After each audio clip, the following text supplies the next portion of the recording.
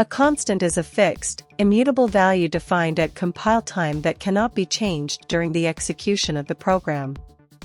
Constants are useful for representing values that do not change, such as mathematical constants, configuration settings, or fixed labels in a program. Constants are declared using the const keyword. Only built-in types, int, double, bool, char, etc., and string can be declared as constant. Other reference types cannot be constants.